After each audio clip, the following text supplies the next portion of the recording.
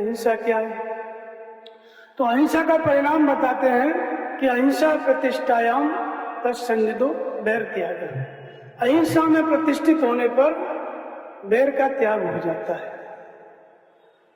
तो अहिंसा को समझने के लिए हमें हिंसा समझना पड़ेगा। लोगों का मानना होता है कि अहिंसा का मतलब जो है जीव हत्या मत करो या किसी भी प्रकार का किसी को ये मत दो, तो ये अहिंसा की साधारण परिभाषा है। लेकिन हमको ये देखना पड़ेगा कि लोग हिंसा करते क्यों, उसका कारण क्या है। जब हिंसा थोड़ा समझ में आ जाएगी तो अहिंसा समझ में आ जाएगी। तो हिंसा का मतलब होता है मारना और अहिंसा का मतलब होता है नहीं मारना। तो किसको कौन मारता है? गीता के अनुसार आत्मा अविनाशी है, शरीर परिवर्तनशील है, मर के फिर जन्म लेता है। तो हिंसा अर्थात किस तरह से हमारी हत्या होती है? तो काम क्रोध लोभ कामनाओं के वश में होकर के हम पाप का आचरण करते हैं। काम ऐसा क्रोध ऐसा रजोगुण समझना। कामना पूरी नहीं होती है तो क्रोध उत्पन्न होता है, क्रोध उत्पन्न होता है तो व्यक्ति किसी की बाहर भी हत्या करता है।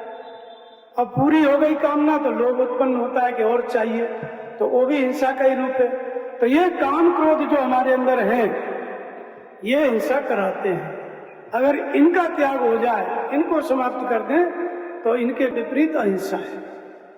तो जो अधोगति में ले जाने वाले विकार हैं, राग द्वेष काम क्रोध, ये हिंसा कराते हैं, ये हिंसात्मक है। और जो ऊर्ध्व गति में ले जाने वाले सद्गुण हैं, विवेक वैराग्य सम दम तेज प्रज्ञा, सत्य असत्य का बोध होना विवेक है, इंद्रियों का दमन जितेंद्रियता और वैराग्य, देखी सुनी विषय वस्तुओं में राग का अभाव, ये दैवी संपत्ति के लक्षण है। इनसे संयुक्त जब होते हैं हम तो आत्मा हमारी ऊर्ध्व गति में जाती है, भगवान की तरफ जाती है।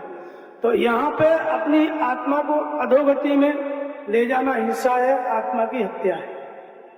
जन्म लेंगे तो क्रोध उत्पन्न होगा, तो क्रोध उत्पन्न होगा तो किसी न किसी का गला दबाएंगे, कुछ तो करेंगे ही। आदमी पैदा हो गया तो बच नहीं सकता है। और जब ये काम क्रोध लोभ का ही नाश हो जाएगा तो फिर जन्म नहीं लेना पड़ेगा। तो इसलिए अहिंसा प्रतिष्ठायाम तत्सन्निधो वैर त्याग। जिनसे वैर भाव उत्पन्न होता है वही समाप्त हो गए।